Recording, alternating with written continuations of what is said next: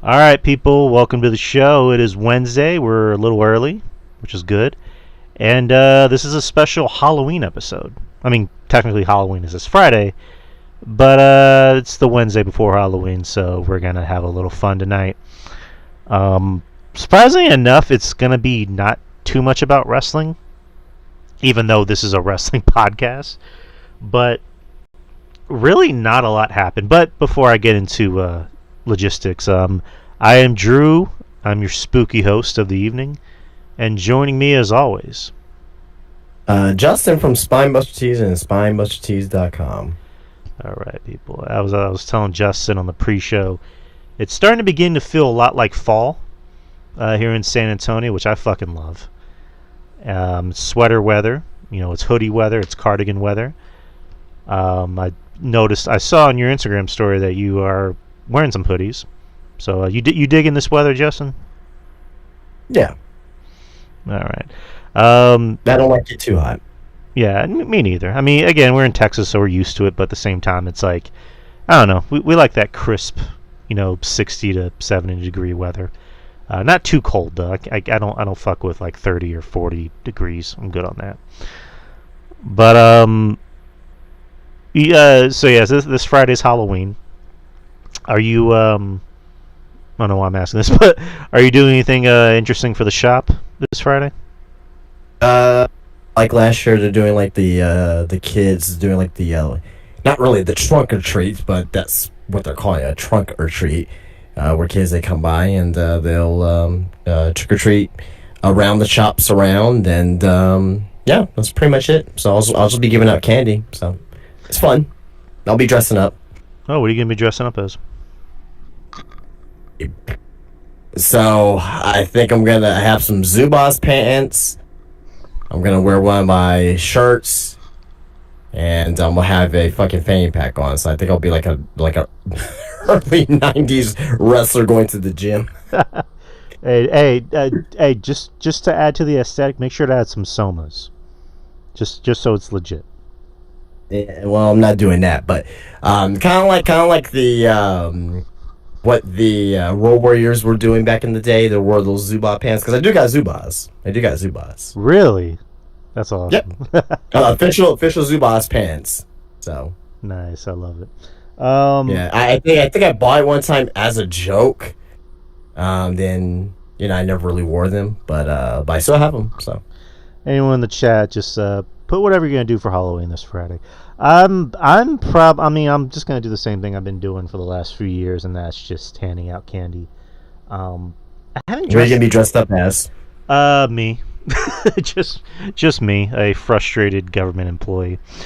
I haven't dressed up in a long time. I did dress up a few years ago for my niece's birthday party because it was close to Halloween. But as far as like going to like a costume party or anything, I don't think I've ever done that. Like me and the missus. I'm not opposed to it. It's just money. Costumes cost money. I know most people make their costumes. I'm not. Yeah, like my costume is just gonna be like regular clothes that you can buy. You know what I mean? So I mean the Zubaz pants I have for like a couple years already. Then I'll just be wearing like one of my wrestling t-shirts, and I just gotta go buy a fanny pack. Right. And I have a Jericho wig that I may put on too. Nice. I want to see that. I'll definitely swing by on Friday. I had a costume in mind. It doesn't start until like 4 o'clock though. So. Oh, okay. I had a costume in mind. I even had added onto my wish list on Amazon. But again, just money problems. I wasn't able to afford it or get it in time, so to speak. But it was a Cyclops from the X-Men. Like I had the. I think the last few years it's just been like nothing like but wrestlers and stuff, because I think in like 2021 I bought some blue jeans, and I was like, wow man, I don't know what I want to be or whatever, right? Then I just I don't want like be like anything crazy or anything like that. So I was like, oh, they just clicked with me. I was like, oh, I got this Orange Cassidy shirt, and I just bought like a blue jean jacket. I was like, I'll just be Orange Cassidy. I bought some sunglasses. I did that. It was like in 2021. Then like in 2022, I actually bought a costume of like the Joker. It was like a Joker mask from Joker mask and like the whole getup from Spirit. Then the last couple of years I haven't really done anything, but this year I am. So The only costume that I have, and it's not necessarily a costume, kind of what you just said, like clothes to buy, is Wolverine. Because I have the claws, I have like the dog chains, and all I need is just like a pair of jeans and like a white shirt. And you know what? I take that back. In 2023, it wasn't on Halloween, but it was like the uh I went to like a little like a get together party, whatever. It was like I wasn't there for that long. I was there for like maybe like an hour or two, like on a Saturday night. I dressed up as Tommy Vercetti from Vice City nice. because I have the I have his Hawaiian shirt. I bought saw like a few years ago. I was like, oh shit, they actually got like a Tommy Vercetti Hawaiian shirt. So I bought that along with Chunk from the Goonies, his Hawaiian shirt they wears in the movie. So Nice. yeah, so I was Tommy Vercetti. So I guess since we're on the topic, we can kind of jump ahead. What are your favorite horror movies? And you don't have to like give me like a top five, top 10 list, but just like an amalgamation like of movies that you love watching that are kind of like your go-to horror movies to watch So on we're talking Halloween. about horror movies or movies to watch on Halloween because I think that's kind of Well, different. I well, I think. mean, I get yeah. So since it's going to be Halloween and it's the month of October, what are some of your go-to like horror, scary movies? On Halloween. So on Halloween, now these are not my favorite horror movies. My favorite horror movies is basically like slashers and shit like that. Even though this one I'm about to name is a slasher. So of course you gotta watch the original Halloween. Like you just have to. I think that's like tradition in anyone's household. But I do watch depending, and I think this year I think I may end up doing it. But I do watch my Universal horror, so like Wolfman, Dracula, Frankenstein. It just has to be the right situation, right weather, right, the right feeling. I think this year it may be that. Also, Night of the Hunter, love that movie. 50s movie there. Then, your usuals like Scream, Night of the Living Dead, the first one, 68. Trying to think of what else. Maybe you could probably throw Nightmare on Elm Street in there too as well. Maybe a Friday 13th movie. Now Friday 13th is my favorite horror franchise, but as far as all of Halloween is concerned, I'm not really in the mood to watch that in most cases because I just really find it more. I don't really get scared watching Friday the 13th, if that makes sense. I'm really fucking entertained by it with the Yeah. kills and whatever, but like, I'm not scared to watch it. I'm not scared to watch any of these movies, but I get more creeped out with these other movies that I named versus, versus Friday the 13th. Hereditary is good too as well. I've been watching it over the past few years since, that's a newer movie, of course, but. Hmm. Hereditary. Last year I did watch Zombieland. Hmm. Love that movie. I mean, that's a movie you can watch anytime, even though it's a horror comedy. But those are the ones I can think of that were off the top of my head, though. Those some good choices. For me, Trick or Treat, or Trick or Treat, because I know there's a '80s one. Yeah, Trick or Treat's one of my favorites. It's one of those movies. I think it's kind of an easy watch. It's a little, I would say it's a little better than the original Halloween, and it's not even to like shit on Halloween. It's just like a personal preference. Halloween's a little Like bit. as far as just as a Halloween movie is, or as like a horror movie in general. I would say as a Halloween movie and a little bit as Oh, a okay. as a horror movie, but I would say Trick or Treat's. I can't really. You can't really compare the two though. Like as far as like. Well, they're both Halloween One is movies. a slasher, one's an anthology movie. I mean, I don't really, Well, they're both compare. Halloween movies as far as the comparison. That's kind of where it stops. But like, the first Halloween again, it's classic, so there's the respect. I would just say Trick or Treat's a little bit more right up my alley, because it's a little easier to follow. Even though there are some things that whenever I do rewatch it, I start to notice some things I don't like about it. Right. I'm not a fan of the last story with Brian Cox, where he has Sam in his house. That's kind of my least favorite part of the movie, and the stuff with the mentally challenged kids that were Yeah. killed is always like tough to watch. Yeah. But yeah, the rest of the movie I think is really good. I think it's a very criminally underrated movie, and I it's think a lot of people. There's a lot of people who like Trick or Treat. oh yeah, Within the horror community, because I see it every weekend. With the horror events that they have here, at the mall. So, I think to horror fans, it's not underrated. Maybe to the general audience, you're probably right about that. right. Another one I have is the first Insidious. I love Insidious. It's one of those movies. I think it didn't need a franchise, but probably because the first one was good and it made money, is what I'm assuming. And I like the second one, even though I was like, was it needed? But it at least tied up some loose ends. The third one was okay, and then after that, it kind of fell off. But I really love the first one. It's a movie I can still get into. Kind of like what you just said about Friday the 13th. I don't necessarily get scared. I think the one thing that really does get me is the score, because it has that kind of piano, kind of theremin sound that always still kind of creeps me out. So, yeah, the first one I really like. So that's a movie I can rewatch on Halloween. Oh man, what are some other ones? If I'm gonna throw in something a little bit more modern, I would say it's a movie that came out last year. It's Late Night with the Devil, and that's currently on Shudder, and that kind of fits the Halloween theme because the movie's supposed to be set on Halloween, and it's found footage ish, but not really. Like it'll creep in and out of found footage, the found footage mode. And I really did love the movie, even though the ending I was kind of on, but it's one of the newer ones that I thoroughly do enjoy. And if we're talking about like old school ones, The Thing, John Carpenter's The Thing, you can't go wrong with that. We just watched for the first time the Thing from Another World, so the original Thing.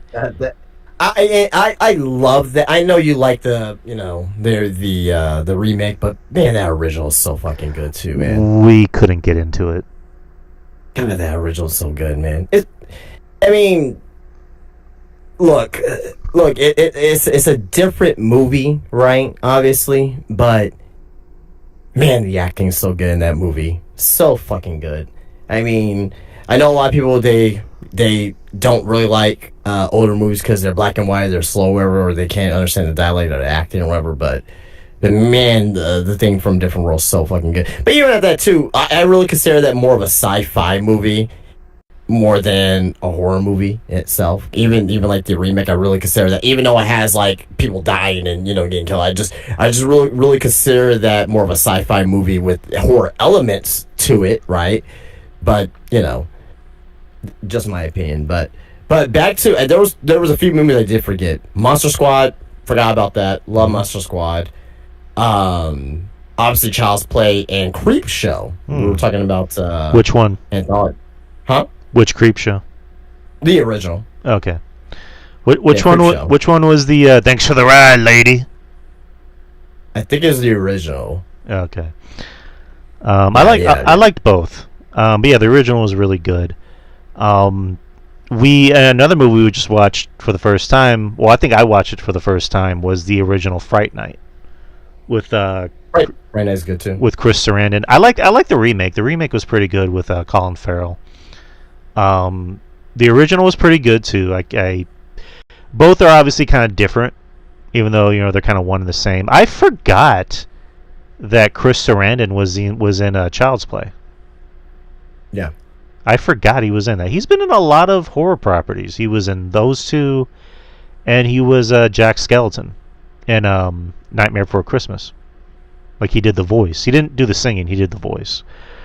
Yeah, so he's been a part of a lot of good movies. Also Princess Bride, but that's not a horror movie. But I'm just naming a movie. But and the original Alien, the first Alien, is always a classic. Um, there's always this debate on which one's better, Alien or Aliens. I like both, but I like Alien better because it's more of a horror film, and I really love isolated horror films. Like you take a creature and you just put it in a room full of people, and they're just getting picked off one by one. So I love the first Alien. Aliens is still a great movie. Not saying it isn't. I haven't seen the other ones. I haven't seen 3 and 4, which at this point you don't want to see 3. So you're okay where you're at. You don't need to watch any more. You don't need to watch fucking Resurrection or anything like that. Oh no, I figured.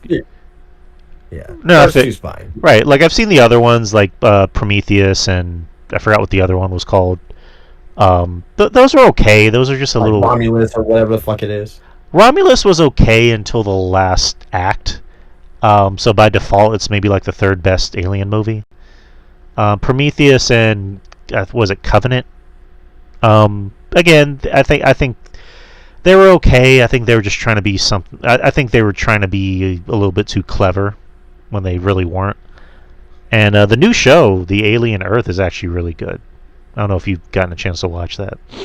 Nah. I think you might enjoy it. I don't know, but I mean, there's a lot of good choices.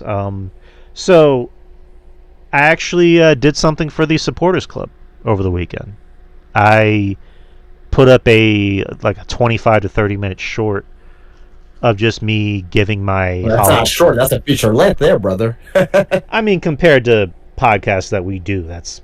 I get you. No, I'm just kidding. Right, no, I know what you mean, but just me reading off my Halloween movie recommendations off of Letterboxd. So it's up there, people. If you're subscribed to the Spreaker, or if you have a Spreaker account, you're following the show, right next to the episodes, there's going to be a portion that says Supporters Club. So again, just $3 a month, you can just hear extra content from us. Stuff of where we're just talking about non-wrestling stuff most of the time. Maybe some like after air or before air stuff. So check it out, people. And I mean, there's a lot of other horror movies though that I can go off on a tangent on. Have you ever seen the Coffin Joe movies? Coffin Joe? No. Yes, 60s, but it's like very gory from that time period. And there's like some shitty horror movies as well, like Basket Case. I've heard of that. Yeah. Basket Case, Reanimator is a good one. Very gory stuff. The Brain. Just shitty. Like there's like some movies I want to watch just because they are fucking shitty too. Critters. There's a ton of them. There's a ton of movies out there you can just watch, like the Troll movies. They're eating her, and then they're gonna eat me. Oh my god! Yeah, Ernest Scares Stupid. You know what I mean? That's a good movie to watch on Halloween. Oh, I remember that. I remember that. Yeah. yeah. Ernest Scares Stupid. That'll be like there's a ton. Puppet Master, Teen Wolf. You can watch Teen Wolf. I mean, is Teen Wolf really a horror movie? It's more of a comedy. Well, I mean, it's a horror comedy. All right. I mean, it's more lean into comedy, but like also with kind of like Shaun of the Dead. Shaun of the Dead is like a balanced horror comedy. I think even though Zombieland is a horror comedy, but it's like slapstick. Right. You know what I mean? So, it's just its own whole other version of a horror-ish comedy movie. But yeah, no, like there's a shit ton. I even watched like Twilight Zone. I watched the Twilight Zone too during this time of year too. So, Were you ever an Outer Limits fan? Not really, no. I I watched. Yeah, I watched a few episodes of that. Wasn't nuts about it. Um, let's see what else. Were you ever? I think you might have answered this already. Were you a big X Files guy?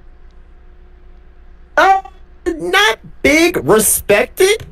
I respect it, and there is some episodes I like, and of the earlier seasons and whatnot. But like, I didn't like watch the whole entire series. But I think for why I watched even when I was a kid, I thought it was pretty good and interesting. But it wasn't like a series that I'm like, oh man, I love it. You know what I mean? Oh, it's one of my favorites of all time. But I liked it. Yeah, I think when it came out, I wish I would have gotten to enjoy it a little bit more when I was a kid. Kind of like how I enjoy most things as an adult. I know Betty loves that show. Like that was her jam growing up. Um, the same writer from that show actually went on to write Breaking Bad. He and that's how he was able to get Bryan Cranston on the show because Bryan Cranston came out in an episode of X Files and he ended up Bryan recommending him Cranston for. also came out of the episode of fucking Seinfeld too. So He came out a lot of shit in the '90s. He came out on Seinfeld. He came out on there's another show he came out on in the '90s. I can't. well, I mean, if you're not gonna, Malcolm in the Middle is like the thing that launched his career, but Well, yeah, yeah, but I'm trying to think if there's some other shows that where he just made like appearances. But yeah. yeah, the story is that he did like a spot on X Files, and when he was done with Malcolm in the Middle, he wanted to play different roles. He didn't just want to play like the goofy dad roles. And Vince Gilligan was like, "Hey, I got a spot for you on the show." It was Breaking Bad, so that happened. But um, going back to our horror discussion, yeah, I'm not opposed to like black and white films because I think I mentioned to you before. Like I did watch the original Dracula. I watched the original Frankenstein. I think I said I liked Frankenstein a little more because it had a better story. Um, That's most casual universal horror responses, which it's not wrong. Obviously, it's an opinion, but for my personal, you know, I just like the story of Dracula better. I think Bela Lugosi is a fucking master of what he did. You know what I mean? And granted, right, like the way we think about Dracula is the Bela Lugosi, like I am Dracula, like hear that, right? Then like the way you think about the Frankenstein monster, because there were Frankenstein movies previous to the 1931 film, um, but fucking Boris Karloff's version is what when we see Frankenstein, generic Frankenstein, you see it at fucking Dollar Tree, or right, like a little like a Frankenstein cutout, whatever, right? It's fucking Bela Lugosi. Oh, I'm sorry, not Bela Lugosi. It's Boris Karloff. So yeah, you know, Boris Karloff was. It's well, funny Boris because Karloff. I know Bela Lugosi did play Frankenstein too. So I mean, for what it's worth. So I think Boris Karloff he got hired for the role just by being in like the Universal's commissary. They was like, "Hey, you look weird. Why don't you play this role?" Um, well, no, this is what happened. They were gonna give the role to Bela Lugosi originally, mhm. but Lugosi didn't want to be caked and be covered up with makeup, so they settled with Boris Karloff, which was like the best decision that they ever made. You know what I mean? Because Karloff was tall and lanky, and that's what made fucking one of the features of Frankenstein's monster is that tall and lanky, you know, reincarnated fucking stitched up monster. oh yeah, no, you're not wrong. The scene where he throws a little girl into the lake. So originally, the story behind that was that there was a producer, there was somebody like big working at Universal that didn't like that scene, so they actually had to cut that scene out, and it went from he's throwing flowers into the lake to cutting to the father of the daughter carrying her body out of the lake. But it apparently that just made it worse because that just made Frankenstein's monster look even more like a monster. So I mean, I don't know. Do you ever like imagine what it would be like, or just imagine how like easily people were frightened back then, like watching these in theaters? There's people who actually like fainted and like fucking like thinking that the movie was real. Right. So that's why they had that. I don't know if you remember, but at the very beginning of Frankenstein, they had the guy that was kind of like not like the narrator, but like the guy that was opening up the movie was like, you know, like kind of like, oh, you're gonna be shocked and all that. So, um, yeah, I mean, if you have you ever seen or have you ever heard of Night of the Hunter? I've heard Night of the Hunter. I think it's actually on my Shudder list. I watched that. It's a good one. Isn't that with Gregory? Not Gregory Peck. What the fuck's his name? In shape, out of shape guy. What's his name? What? You don't watch Family Guy, okay? Who's the guy from Cape Fear, the original? This is a '50s movie, brother. Yeah, that's what I'm talking about. The original Cape Fear. Oh, the original. Oh, I thought you were talking about De Niro. Robert Meacham. Yeah, is that Night of the Hunter? Yeah. Okay. Okay. Yeah, I've heard of it. I just haven't watched it. Yeah. But again, I'm not opposed to black and white films. I'll give anything a watch if you recommend it. But yeah, I don't consider this a horror movie. I don't. I mean, Psycho's good too, but another Hitchcock movie, and it's one of my favorite movies of all time. But it's thriller. It's more thriller than anything else. But goddamn, Rear Window's such a fucking good movie, man. with Jimmy Stewart. Yes, such a fucking good movie, man. Okay, so they try to remake. They try to make a remake of fucking Shia LaBeouf with Disturbia, which was interesting. So yeah, well, there was another remake with Christopher Reeves. oh yeah. Okay, so what's your favorite modern horror film? Probably Hereditary. Okay, all right. I think you just said that.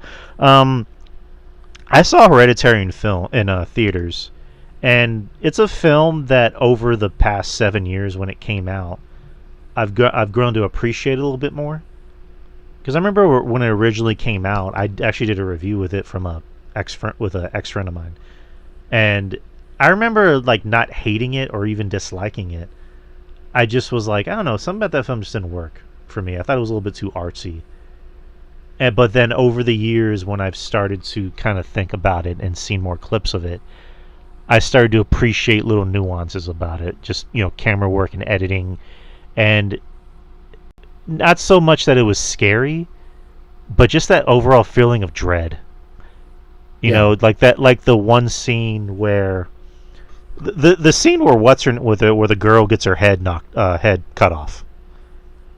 That the car accident? Yeah, that was that. Yeah. I didn't see that coming. Like I here's the thing. I saw it coming, but I wasn't prepared for it. I wasn't prepared for the severity of it. And just the scene where Peter, he just goes home and he doesn't even take the body out of the car.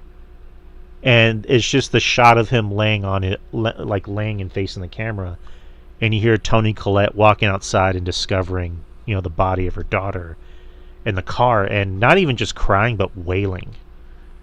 Like, that's a really uncomfortable scene to watch and to hear. And I, like everybody else, thought Toni Collette should have been nominated for an Oscar, but the Oscars has some weird boner with horror movies. So I don't fucking know, but another few modern movies. Get Out. Obviously, that's really good. Mm-hmm. I watched Sinners a few weeks ago for the first time. Very good movie. I think that's probably one of the best movies of the year. I will say. I think it's my favorite of the year. Yeah, this I think it's pretty damn good movie. I don't give a fuck what people say about this movie, and I understand why people don't really like it like that. But I like Halloween Kills. Okay. I love Halloween Kills, man, because the kills are just so fucking like outrageous, and it has this little I don't know, like it kind of reminds me of in a way the kills are so ridiculous. It kind of reminds me of a Friday the 13th movie, and that's why I like it so much. So eyes popping out of people's heads, and fucking you get a fucking fluorescent tube in the fucking throat. She fucking survived, but whatever. In the next movie, but I just think the kills are fucking outrageous in that movie to the point where I'm like, yeah, I dig this. Whenever you saw the light tube, did just the part of you go, Nick fucking Gage, Nick fucking Gage? Wait, what? Whenever he stabs her with the light tube, did a part of you just automatically think Nick fucking Gage? No, not at all. Man. I wasn't thinking about Nick Gage while watching Halloween Ends for the first, kills for the first time. Well, you know what I mean, like just deathmatch wrestling. But yeah, I mean the Halloween Kills. It's very much a divisive movie because there's people like you that loved it, and then people like me who were just kind of like, what?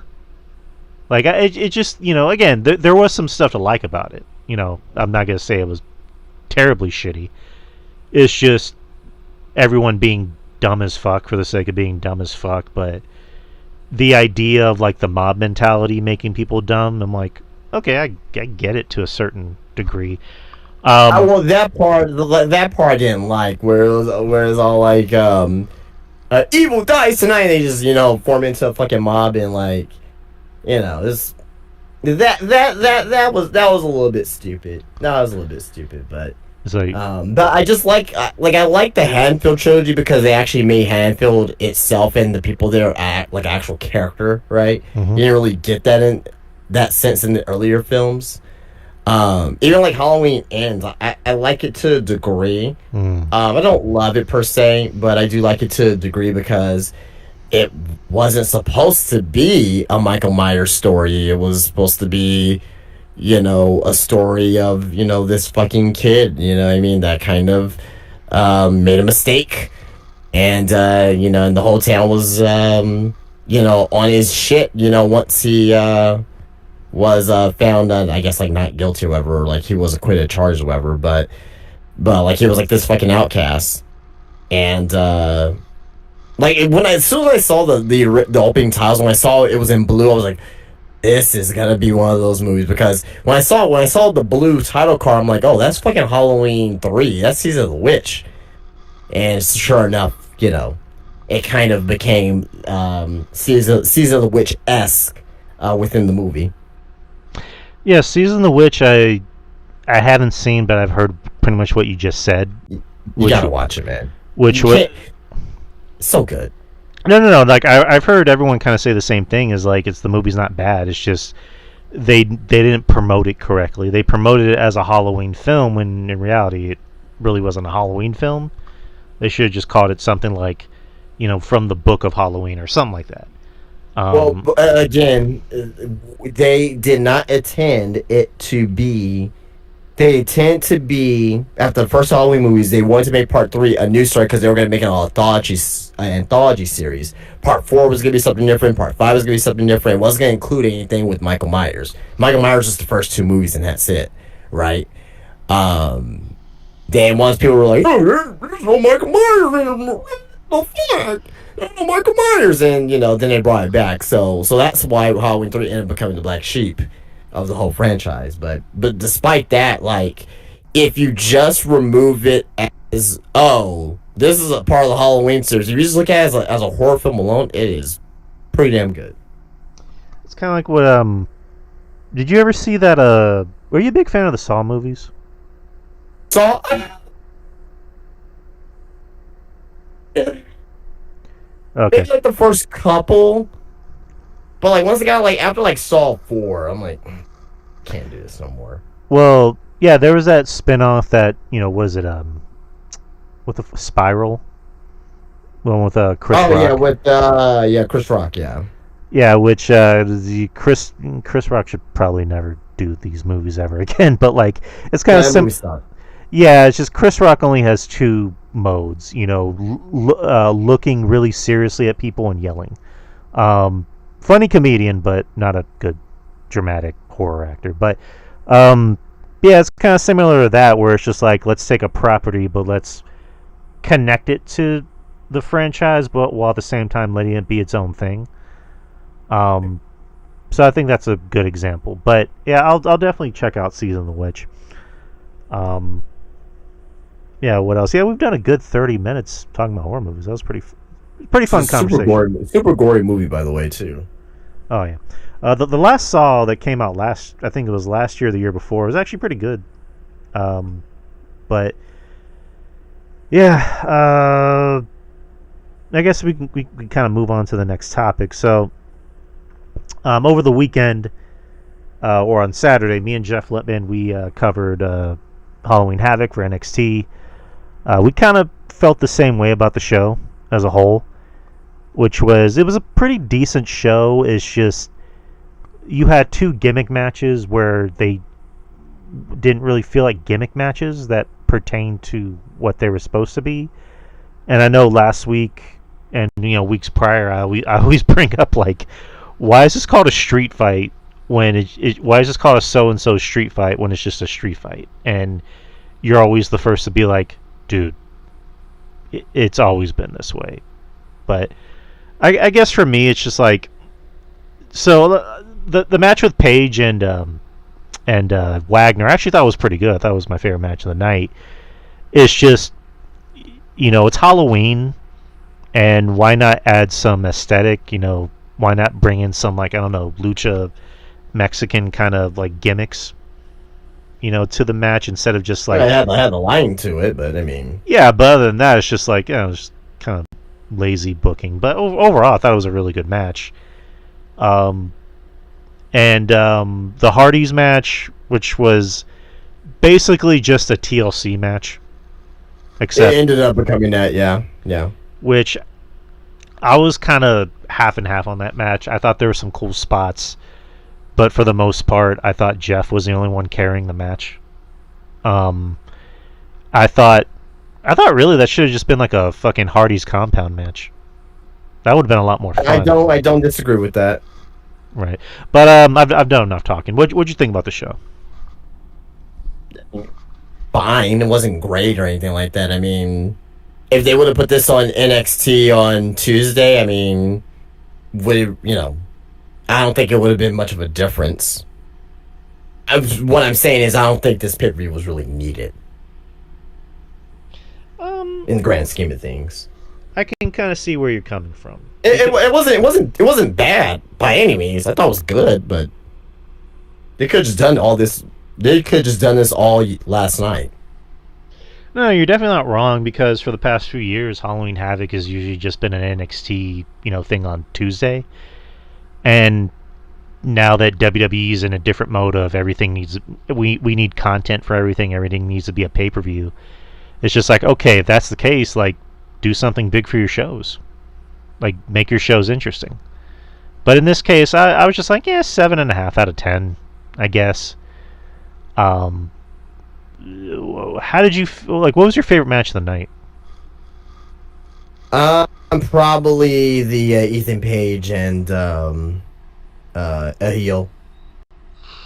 Yeah, it was really good. Like, Ethan got color. So I mean, he looked great out there. I me, I thoroughly enjoy anything Ethan Page does on the show. And Wagner, I liked what he did out there. Aside from the last spot where he's really good. He's always been very good for years. Now he's finally kind of getting that spotlight now. So, WWE, they want to sign him. Well, I mean he is signed with WWE, but you know what I mean. Yeah. They want to sign him, like a year or two ago, and they got. He's definitely a someone that you got to watch a few times to kind of get it a little bit. No, I get you. I thought, because me and Jeff did agree on this, I thought matches 2, 3, and 4 were some of the best stuff of the night. Everything else surrounding that, we both thought wasn't that great. The opening match was not that great or particularly interesting.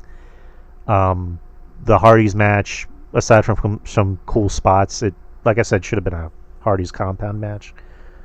And the main event I thought was kind of boring. I didn't think it was by means a bad match. I just thought it was really generic and by the numbers. And just kind of very predictable. And I've kind of come to the conclusion that I like Ricky Saints a lot. I don't see him as the guy. I see him as one of the guys. I think he's good in NXT. I think his ceiling on the main roster is, mid card Intercontinental U.S. champion, and Trick Williams is more than likely going to be on the main roster by the Rumble, or even before that. So, Right. Happy that Blake won. I think even if Soul didn't get hurt, Blake would have won anyway, and it sets up a Zarya heel turn. I'm very happy that Tatum won. I'm happy for Tatum. I'm happy for JC's title reign. It's one of those things where it's like, if she didn't lose it to Tatum, then who? Would they have done something with maybe Fallon? But that would have probably been a little forced. But I'm very happy for Tatum. It's kind of well earned. So what would you? I guess what kind of grade would you give the show if you had to?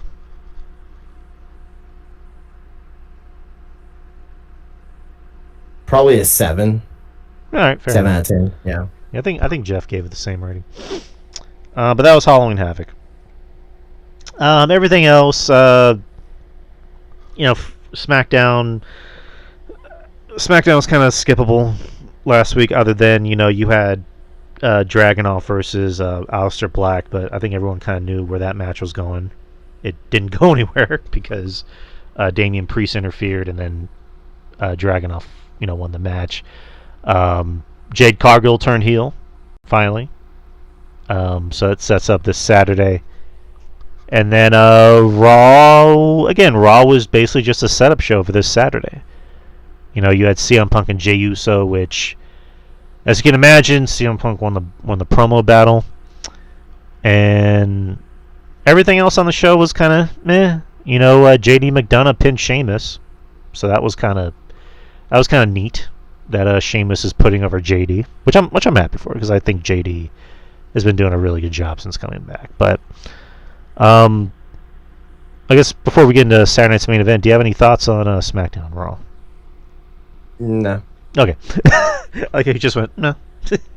No, I mean, what is there to say or go in deep dive in? It'll be a waste of time. I don't know, it's just funny. All right, so Saturday night's main event is November the 1st. It's going to be Salt Lake City, Utah, in the Delta Center. And so far, there's 4 matches, and it's going to be the first Saturday night's main event on Peacock, as well as available over in international markets on YouTube and I believe Netflix. So we don't have to worry about these pesky little commercials. All right. So Saturday night's main event, Dominic Mysterio will be defending the Intercontinental Championship in a triple threat match against Penta and Rusev. I got Dom retaining. Yeah, Dom's going to retain. He's going to pull some Eddie Guerrero fuckery. Tiffany Stratton versus Jade Cargill in a singles match for the WWE Women's Championship. Mentioned before, Jade Cargill is now a heel. She turned on Tiffany, or she beat up Tiffany. I got Jade winning, and she becomes her first singles title. Gets her first singles title. So we'll go with that too, and I think that also sets up Mania for next year. Jade and Bianca.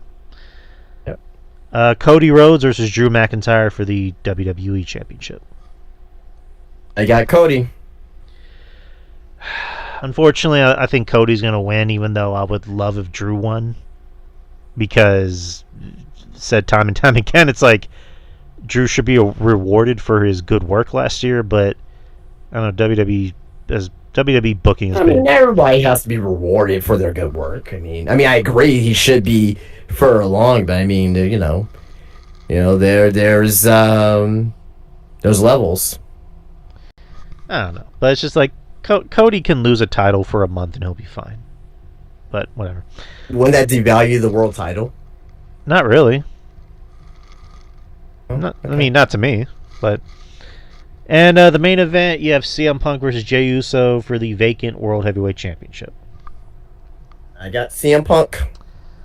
CM Punk, there's going to be some fuckery probably with Jimmy Maybe the Vision gets involved. I don't know, but CM Punk.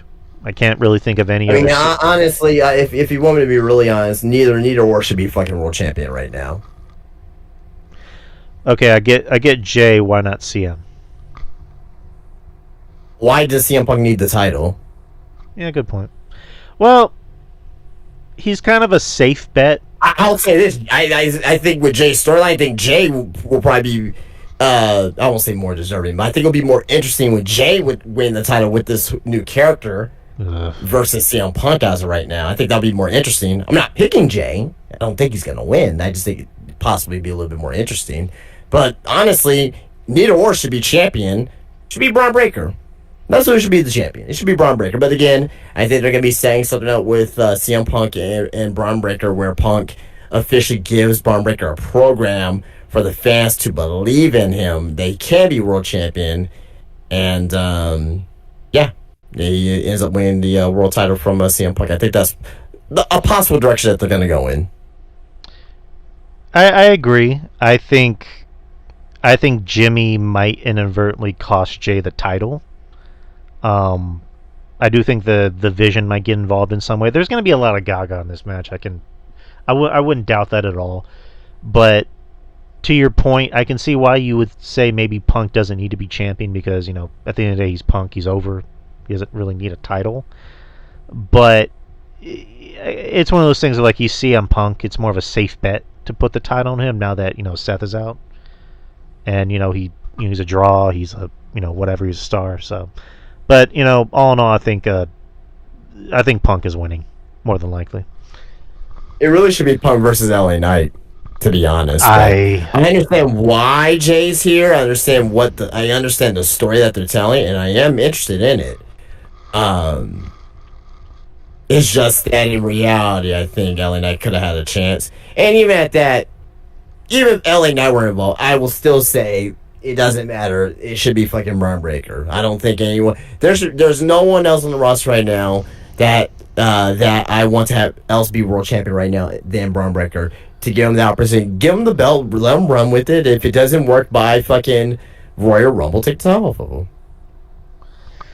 Yeah, I think Braun. One of the things about Seth being out is this allows Braun to kind of spread his wings and be interesting again. And having him work with Punk, I think, is going to be the best thing in the world for him. Pun intended. But yeah, we'll see how that works out. But that's Saturday night's main event. Here's kind of a fun little thing I wanted to do with you, since you're a big wrestling fan, since you're a wrestling historian. And it's keeping up with. I wouldn't consider myself that, but sure. Since we're keeping up with the thing of Halloween, I found a list of every WCW Halloween Havoc event ranked from, or I guess mixed up with worst to best. Jesus Christ. You just kind of give me your thoughts, and we'll have fun. Number 12 is Halloween Havoc 2000. Was the worst edition of the event. Yeah. And that was... Booker T was the world champion, won his title by DQ, or won his title match by DQ, but that wasn't even the main event. The main event was Goldberg versus Chronic in a handicap match that lasted under 4 minutes.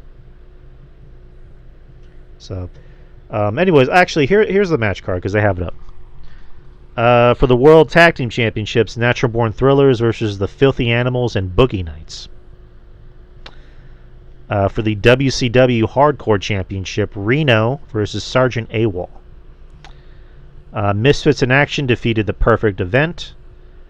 The Filthy Animals defeated Shane Douglas and Torrie Wilson. In a First Blood DNA match, Buff Bagwell defeated David Flair. Jesus Christ, I forgot about that fucking feud. In a kickboxing match, Mike Sanders defeated Ernest the Cat Miller via countout. Yeah, above average, by the way. Mike Awesome defeated Vampiro. WCW United States Championship, General... Okay. Rection. Jen Rection defeated Lance Storm and Jim Duggan. Jeff Jarrett defeated Sting. Booker T defeated Scott Steiner to retain the WCW World Title via DQ. And now I'm remembering this. This is when Goldberg was putting his career on the line in every match. Right. Yeah. Goldberg defeated Chronic. Yeah, it was like a 5-minute match, whatever the fuck it was. Yeah. Number 11, Halloween Havoc '99 was a Vince Russo creative mess. Jesus fucking Christ. Do you remember anything about this? I don't want.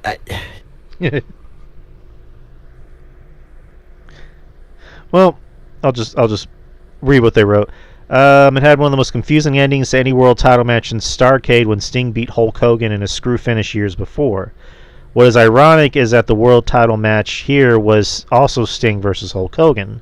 This time Sting came in as champion, but Hogan refused to wrestle and laid down for Sting to pin him.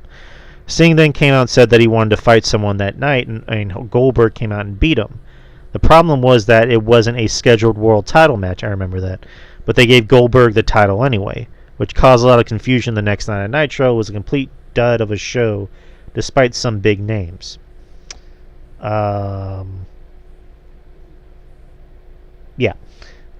Disco Inferno defeated Lash LaRue for the Cruiserweight title. The Harlem Heat defeated Filthy Animals and the First Family for the World Tag Team Championships. Eddie Guerrero defeated Perry Saturn via DQ. Brad Armstrong defeated Berlin. Rick Steiner defeated Chris Benoit for the TV Championship. The Total Package defeated Bret Hart. Sting defeated Hogan. Goldberg defeated Sid Vicious. Wait, hold on. Sting defeated Hogan. You know what happened in that match?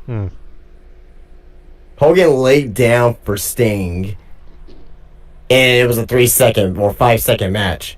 Kind of like when fucking Jarrett laid down for Hogan. So Hogan laid down. Remember when Bash at the Beach when Jarrett laid down for Hogan and right. So that originally happened a few months prior at this event where Hogan laid down for Sting. Oh God. I love this fucking company. DDP defeated Ric Flair in a strap match, and then Goldberg defeated Sting for the World Heavyweight Championship. Halloween Havoc '98 was a poor show salvaged by a strong main event. I remember that. Chris Jericho defeated Raven for the TV Championship. Wrath defeated Mang. Disco Inferno defeated Juventud Guerrera. Alex Wright defeated Fit Finlay. Perry Saturn defeated Lodi. Kidman defeated Disco Inferno for the Cruiserweight Championship.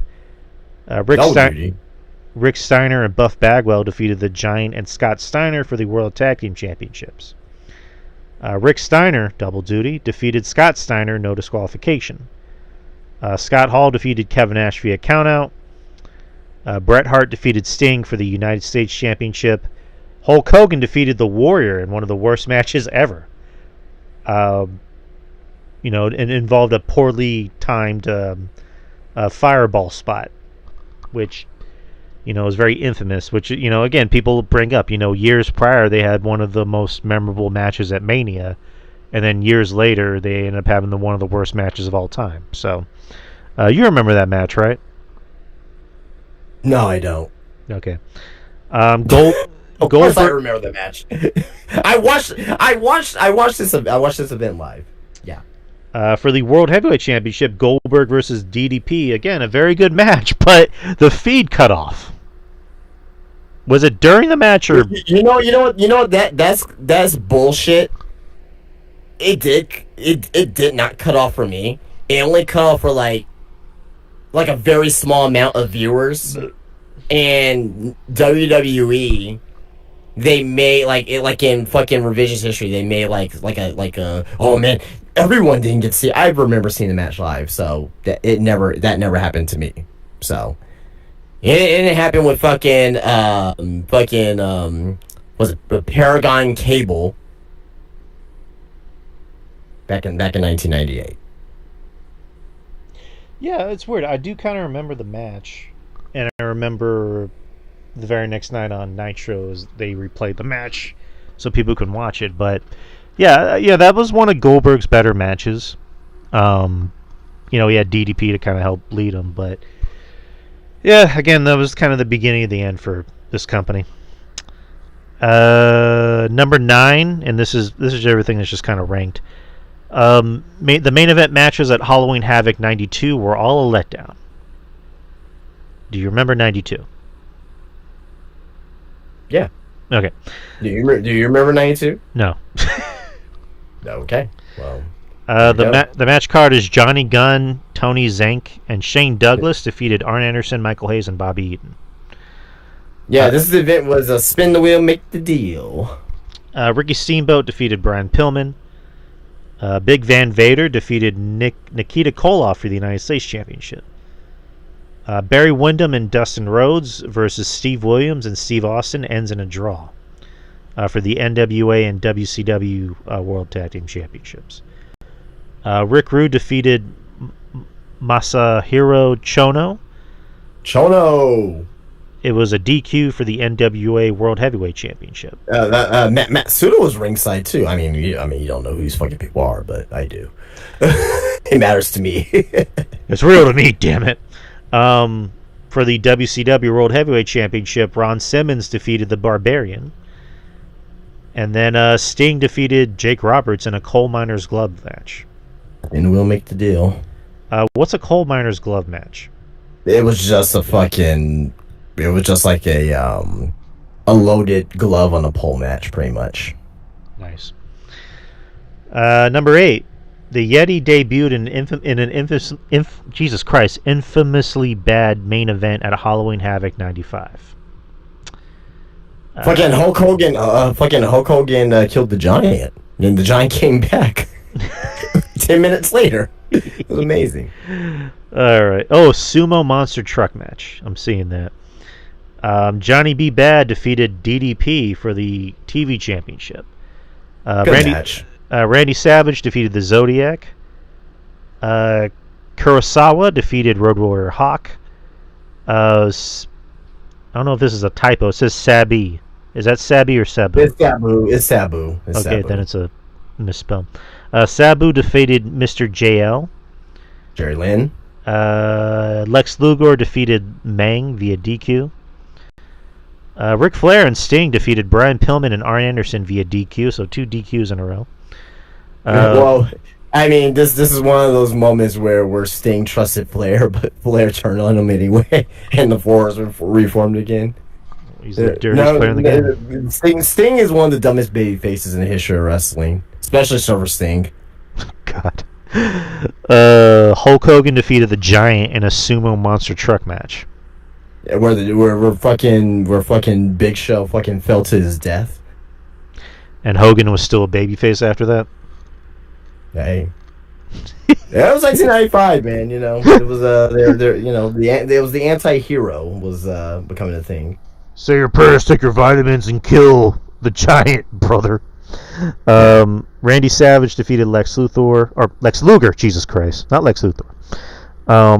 The Giant defeated Hulk Hogan via DQ for the World Heavyweight Championship.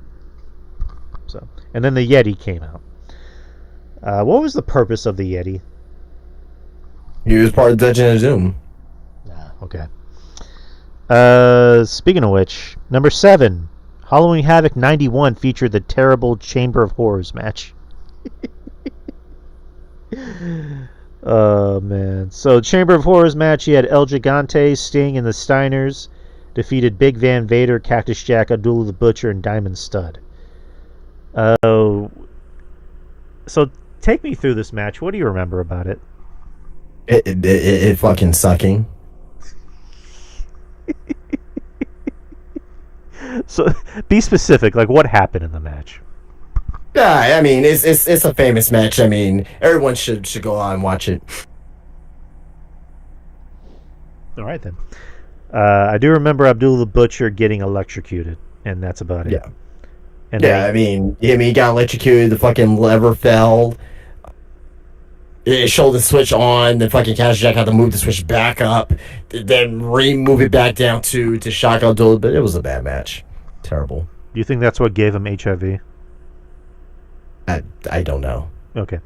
Um, Big John and PN defeated the Creatures. No, Big Josh. Big Josh, okay.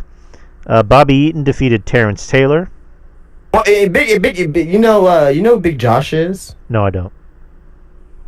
Doink the Clown. Ah, okay. Oh, okay. Matt Bourne. Okay, now I remember. Bobby Eaton defeated Terrence Taylor. Johnny B. Bad defeated Jimmy Garvin. Steve Austin versus Dustin Rhodes ended in a draw for the TV Championship. Bill Kazmaier Kazmaier defeated Oz, who was Kevin Nash, correct? Okay. Van Hammer defeated. That's definitely Nash. Yeah. Van Hammer defeated Doug Summers. Brian Pillman defeated Ricky Morton for the WCW Light Heavyweight Championship. Halloween Phantom defeated Tom Zank. The Enforcers defeated Do the you know who Patriots. the Halloween Phantom is? Is it someone that is well known? Absolutely. What is- I don't think you're gonna guess him, but What does his name begin with? on an R. Is it Ric Flair? No, Rick Rude actually. Oh, okay. Okay, so wrong Rick. I know Ric Flair was the Scorpion. That's what I do remember. The Enforcers defeated the Which you Patriots. should be hearing sooner rather than later. So. Oh, okay. The Enforcers defeated the Patriots for the Tag Team Championships. And the main event was Lex Luger defeating Ron Simmons in a 2 out of 3 falls match for the WCW Championship. Yeah, when fucking Lex Luger was playing the racist character for this feud. The race. Wait, what? Yeah, they not that wasn't the character, but like it had like racial overtones in this feud. Okay. That's crazy. Number 6. That was 1991. I mean, what the fuck do you expect? Yeah, but I would expect WCW to like maybe not go that far, but I don't know. You wouldn't expect you're telling a fucking wrestling organization from fucking Atlanta not to go for racism Good point. in the early 90s Good point. before they even crowned Ron Simmons champion. No, Good point. No. I was wrong. You're right. Good point. Number 6, the first Halloween Havoc. It was off to a good start. That's what it says. Tom Zank defeated Mike Rotunda.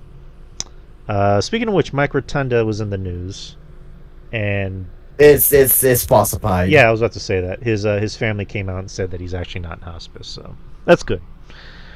No, great news. I don't want to hear anything else going wrong with our fucking legends. Yeah. Last thing I want to hear. Samoan SWAT team defeated defeated Midnight Express and Steve Williams. Tommy Rich defeated the Cuban Assassin. The Fabulous Freebirds defeated Dynamic Dudes for the World Tag Team Championships. Doom defeated the Steiner Brothers. Doom. Lex Luger defeated Brian Pillman for the United States Championship. Road Warriors defeated the Skyscrapers.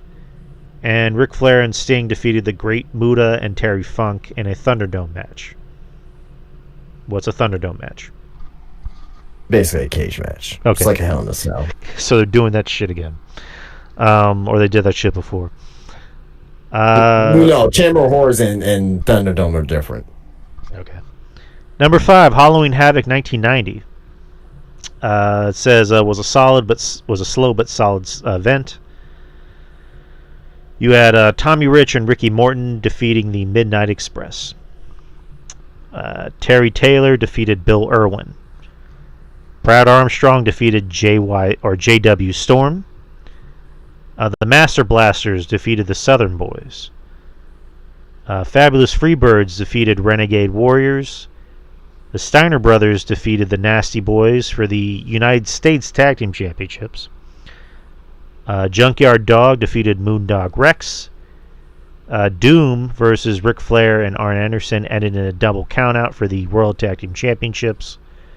Stan Hansen defeated Lex Luger for the United States Championship, and Sting defeated Sid Vicious for the World Heavyweight Championship. Do you have any thoughts on that? It was a solid show. Okay. Good old 1990. We got 4 more. 4 is Halloween Havoc 94. Great main event saved the show. So the rest of the show, Johnny B. Bad versus Honky Tonk Man ended in a time limit draw for the TV championship. Pretty Wonderful defeated the Stars and Stripes for the World Tag Team Championships. Dave Sullivan defeated Kevin Sullivan via countout. Dustin Rhodes defeated Arn Anderson. Jim Duggan defeated Steve Austin via DQ for the U.S. Championship. Vader defeated Guardian Angel. Nasty Boys defeated Terry Funk and Bunkhouse Buck. Bunkhouse Buck. And the main event was Hulk Hogan versus Ric Flair for the World Heavyweight Championship in a steel cage retirement match. I do remember there was a portion where it seemed like every year Ric Flair was doing a retirement match. Not even that, but that was a good main event. Fucking Sherry was fantastic. If I remember, no, Shaquille O'Neal was at he was at Bash at the Beach. Yeah, Bash at the Beach. Yeah, I have that VHS. Yeah. All right, number 3, Halloween Havoc '97 featured an all-time classic. And we can kind of guess what that is. I wonder what match that could be. It's Yuji Nagata defeating Ultimo Dragon. That's the all-time classic. No. Chris Jericho. That was a damn good match, though. Chris Jericho defeated Ghetto or Jetto. It's a Ghetto. Okay. Yeah. The fucking. No. I don't want to get into it. I don't really think match for this audience. So. Cruiserweight Championship match, title versus mask, Eddie Guerrero versus Rey Mysterio, which a lot of people still talk about to this day. That originally, never seen it before. Well, you should see it, Justin. It's good shit. No, originally I think that Eddie talked about it in his book, where originally that match was supposed to be a little longer, and Eric Bischoff wanted Eddie to win because he wanted to take off Rey's mask. But Eddie, fought for it. He was like, no, don't take off his mask, because A, B, C, and D. So I think the match ended up being like 7-8 minutes, and it's still went on to be one of the greatest matches that, one of the best WCW matches and just one of the best matches, period. So, again, an awesome match. Obviously, you have Eddie in there, you had Ray in there to make it work. And I think it won Match of the Year that year, if I'm not mistaken. Or I don't know how the PWI worked at that time, but I remember it did win Match of the Year. I'll look it up real quick as you continue here, but for what it was for 1997. But yeah. Do you have any quick thoughts on that match? No. It was a great match. I don't know what else we can say that hasn't already been said about it. It's one of the most influential matches in wrestling history. So everyone pays tribute to it. All right. Alex Wright. What am I gonna say? What am I gonna say that's gonna be different from everyone else? Oh, just asking. Alex Wright defeated Steve McMichael. Jacqueline. And sorry to interrupt, but the match of the year that for the Wrestling Observer newsletter back in 1997 was not Eddie and Rey Mysterio. It was a WWF match of Bret Hart versus Stone Cold Steve Austin. Submission match. Okay, it's because so I saw a picture of Ray and Eddie that year next to some dude with one of those PWI plaques. So that's no. So you had PWI and you had Pro Wrestling Illustrated. That must have been Pro Wrestling Illustrated's match of the year. Okay, all right. So as you continue, I'll look that up real quick. Okay, all right. Jacqueline defeated Disco Inferno. Kurt Hennig defeated Ric Flair via DQ for the U.S. Championship. I notice a lot of DQs on these shows. Lex Luger defeated Scott Hall. Randy Savage defeated DDP in a Las Vegas sudden death match. I'm assuming it's just a street fight. And Roddy Piper defeated Hulk Hogan in a steel cage match. So, yeah. Number 2, Halloween Havoc 96 was a consistent show. And before you continue there, Pro Wrestling Illustrated. I don't know what you saw, but Pro Wrestling Illustrated also had Stone Cold and Bret Hart.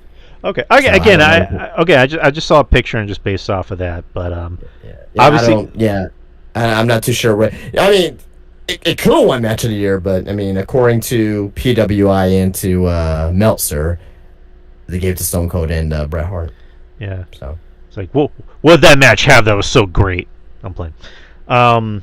Yeah, Halloween Havoc 96, Dean Malenko defeated Rey Mysterio for the Cruiserweight Championship. DDP defeated Eddie Guerrero. The Giant defeated Jeff Jarrett via DQ. Six, X-Pac, defeated Chris Jericho. Lex Luger defeated Arn Anderson. Steve McMichael and Chris Benoit defeated Faces of Fear.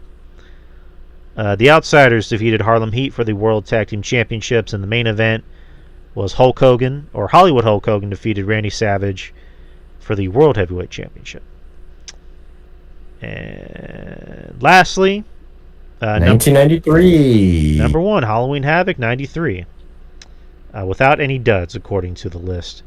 Ice Train, Charlie Norris, and the Shockmaster defeated Harlem Heat and Equalizer. Paul Orndorff defeated Ricky Steamboat via countout. Lord Steven Regal versus Davey Boy Smith ended in a draw for the television championship. Dustin Rhodes defeated Steve Austin for the United States Championship. Nasty Boys defeated Marcus Alexander Bagwell and Too Cold Scorpio for the Tag Team Championships. Sting defeated Sid Vicious. Rick Rude defeated Ric Flair via DQ for the International World Heavyweight Championship. And Big Van Vader. To me, that's a dumb name. They renamed their fucking world title for a split second for it to be just the fucking International World Heavyweight Champion. It was confusing.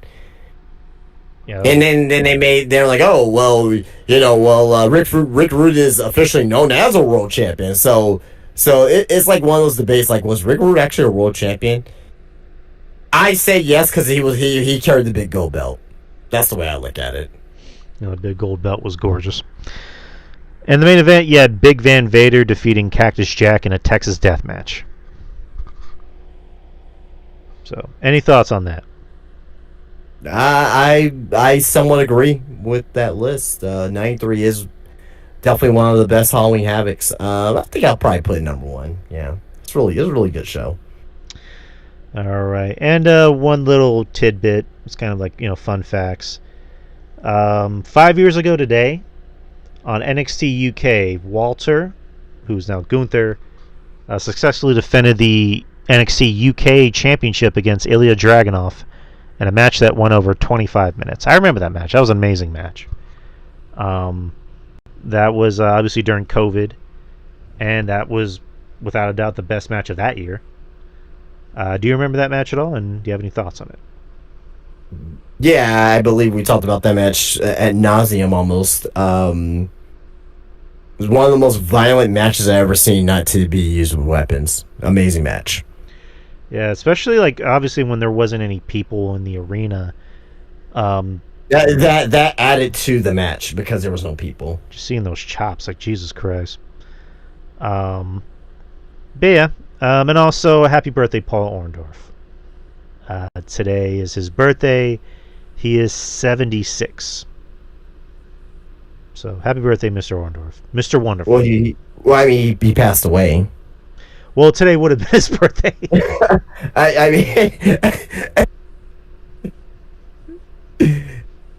just want to make sure we put down a record. Rest in peace to the late great Paul Orndorff. Yes, sir. Rest in peace, Mr. Wonderful, Paul Orndorff. But that's the show.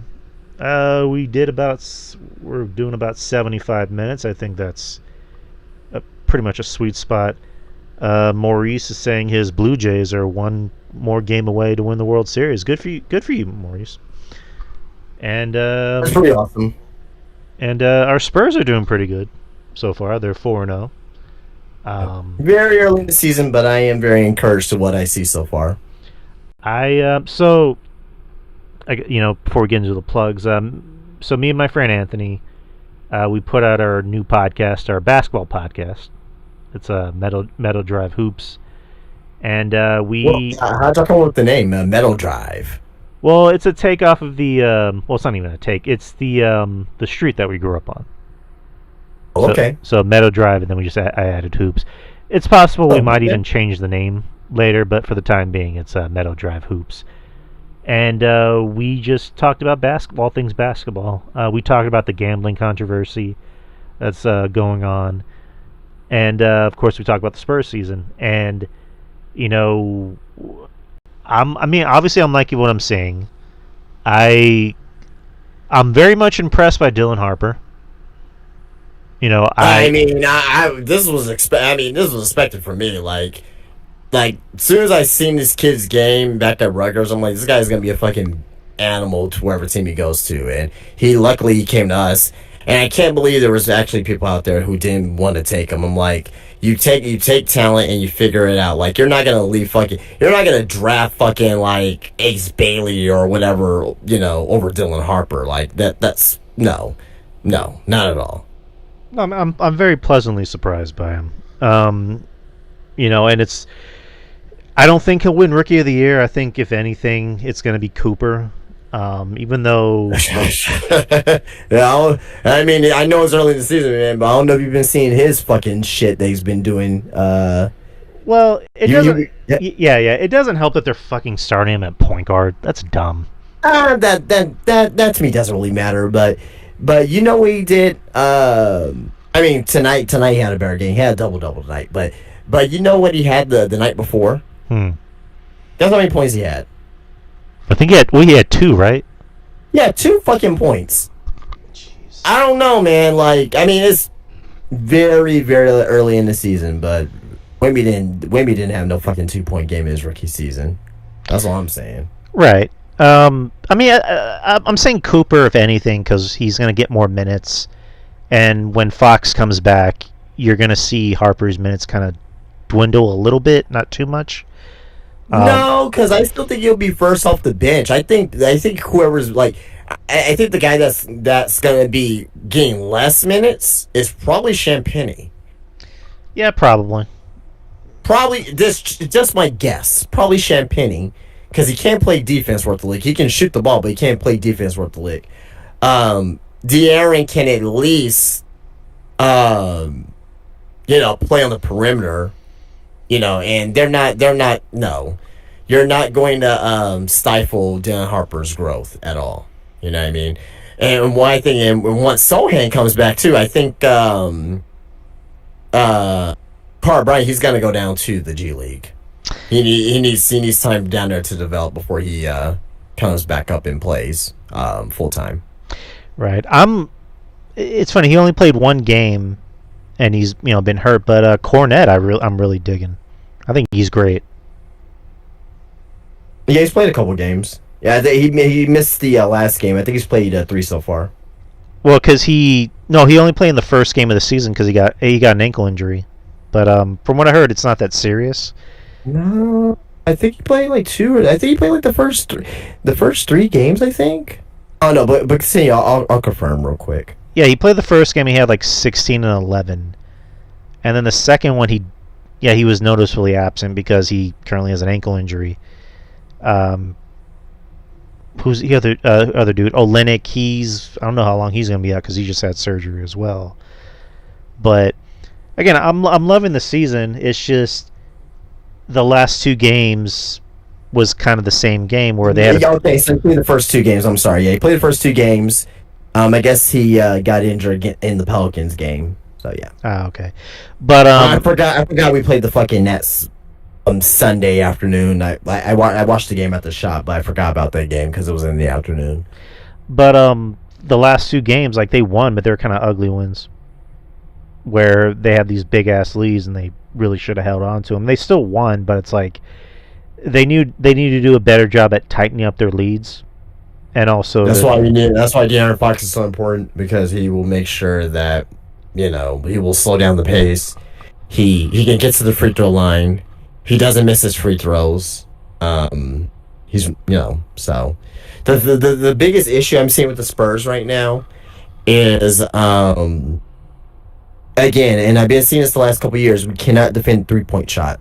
We just cannot, for whatever reason, we cannot defend the 3-point shot, and that's what kills us in games. Yeah, we're 4-0 right now, but in reality, we definitely could be 2-2 in reality, but we're 4-0 right now, so I'll take it, of course. But so far so good. If it continues, I can see us be a top 4, maybe a top 3 seed team in the West, right? The only teams I really see ahead of us is Denver, OKC. OKC, and maybe when they're healthy, and once they start clicking and everything, maybe the Lakers, because they got a bunch of talent over there, man. Fucking Austin Reeves scored 50 the other night, so it's like, you can't count them out either. But outside of that, man, I don't. As of right now, I don't really see. Like, I'm sorry. Like, I never really got the Mavericks. I really don't really understand why people are on the Mavericks bandwagon. Anthony Davis is, to me, his name is Day to Davis because that's what he is. He's every fucking day. Him. Then you got Cooper, who's not ready yet. Kyrie's injured. I don't see the Mavericks being I see the Mavericks being like a 6 or 7 seed, honestly. Agreed. And the Rockets, I'm sorry, they don't have a fucking point guard.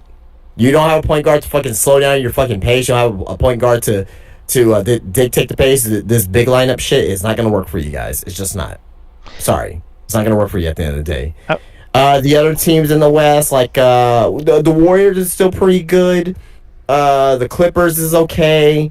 I think there's like a lot of middling teams. A lot of middling teams there. Like the Timberwolves, I think they're gonna come back.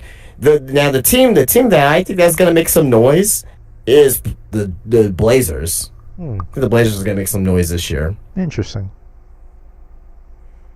Interesting choice. Like, yeah, it's funny. Houston does have a point guard, and he was a top 4 pick a few years ago, and they don't even play him.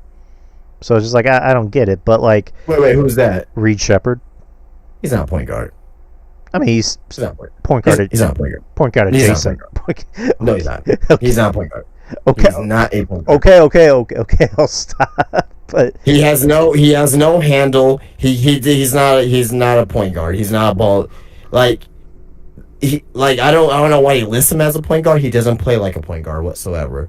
They got Aaron Holiday, and they got Van Vliet, but Van Vliet is gonna be out for a while. But yeah. I won't be surprised if they make a move to trade off someone like a Tari Eason or a Clint Capella to bring in an actual fucking point guard.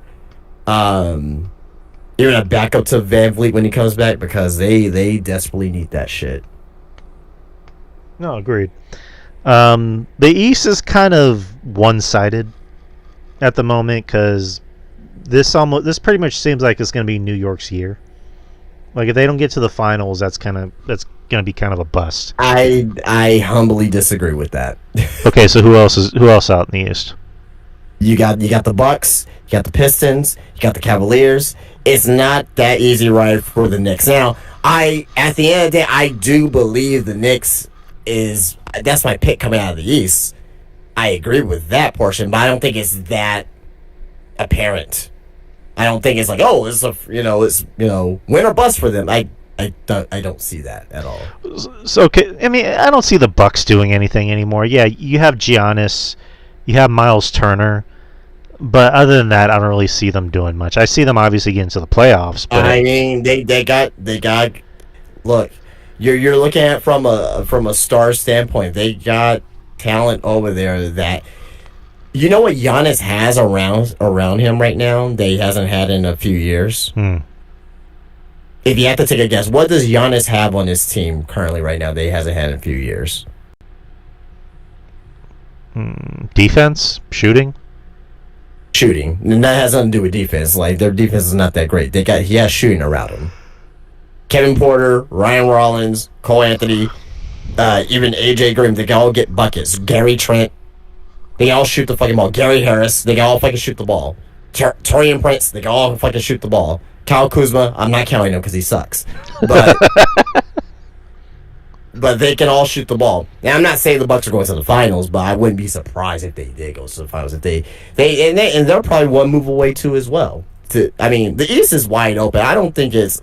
I wouldn't be surprised if the Bucks come out. I wouldn't be surprised if the Pistons come out. I wouldn't even be surprised if the fucking Hawks get their shit together and Trae Young got injured tonight. I wouldn't be surprised if the Hawks come out of the fucking East. All right. No, but I don't know. I still look at it as like New York. This is kind of their year to get to the finals, because Boston ain't doing shit anymore. Well, I mean, everyone's injured, so yeah, it's kind of Philly, other than VJ Edgecombe and Tyrese Maxey being fun as fuck to watch. I don't think they're doing anything. they're 4-0 right now.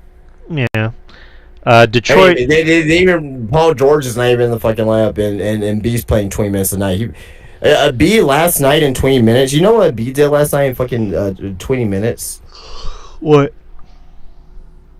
B last night he had I believe it was 25, 7 rebounds and like 5 assists in like 20 minutes. Jesus Christ! Like, don't count the fucking Sixers either. You know what I mean? But they gotta be healthy, of course. Like, and that's the only big question with them is health. So, and by they, it's Embiid. Yeah, well, it's Embiid and fucking Paul George, because Paul George is, he's starting to fucking break down too.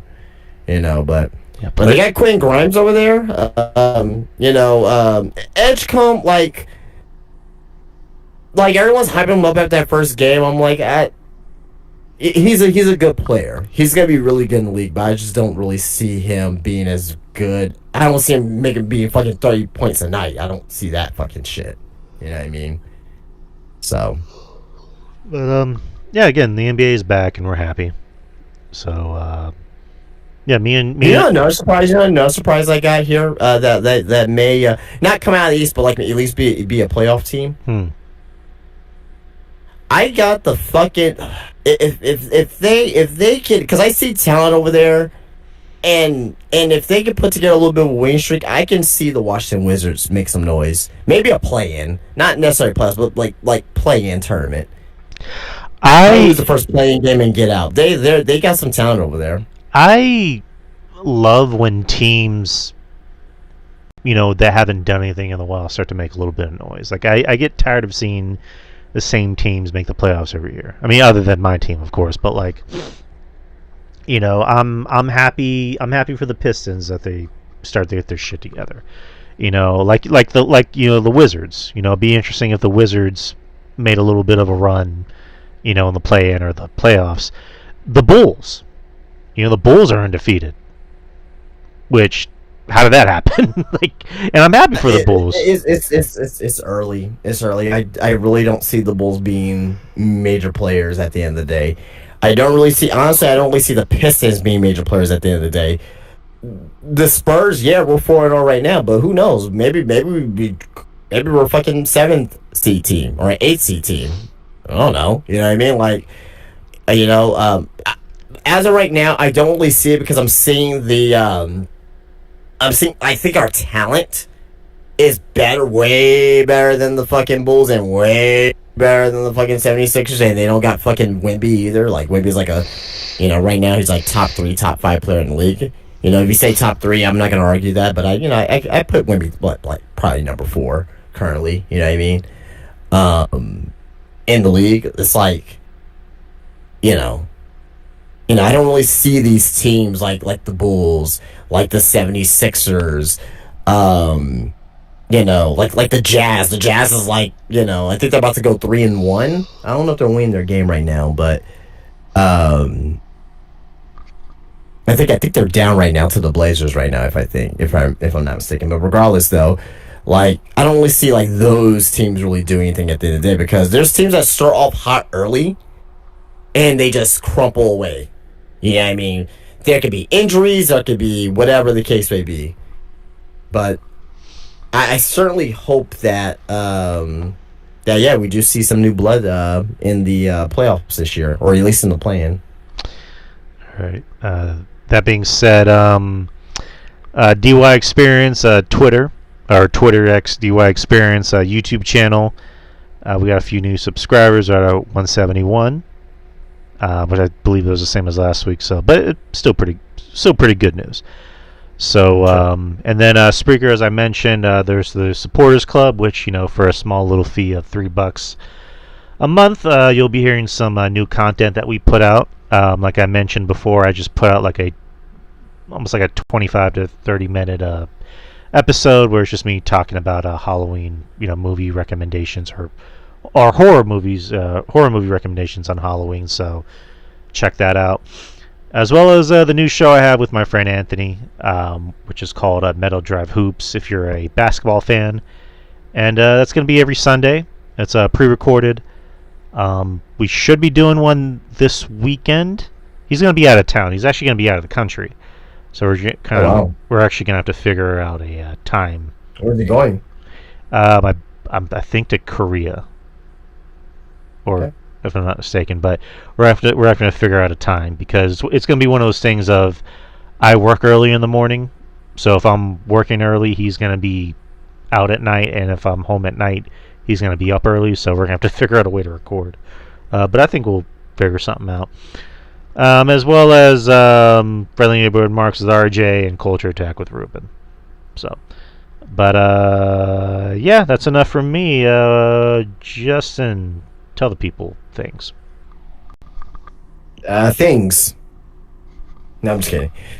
Spinebuster Tees, spinebustertees.com. Go and get yourself a t-shirt. Very much so. We'll be happy if you do support. I would very much appreciate that. You can follow me, Spinebuster Tees, on Instagram. Keep up to date what I'm doing inside of my shop, which is Spinebuster Tees at the Wonderland of the Americas, aka Crossroads Mall. And you go and get yourself come and get yourself a t-shirt. Come and get yourself a Funko Pop, train card, stickers, tumblers I have now, lucha masks, socks, whatever. But yeah, you can definitely come on in and enjoy, or you can even come in and talk wrestling as well. I really do appreciate people coming in and talk wrestling, where if it's about WWE, the local independent scene, New Japan, AEW. I'm all ears, and love to have the conversation. Love to have the conversation and debate with people, because it's fun. It's fun at the end of the day. But that's Spinebuster Tees on at Wonderland of the Americas. Spinebuster Tees on Instagram, and spinebustertees.com. Yes, sir. All right, people. Happy Halloween. We hope you guys have fun and be safe, whether it's trick-or-treating or going to a party or doing anything. So whatever you do, whatever you guys do, just have fun. Have plenty of candy. Not too much candy, because you'll have nightmares afterwards. But anyways, people, we will see y'all next week. Same time, same channel. And yeah, that's about it, people. Laters, and peace out. Peace out.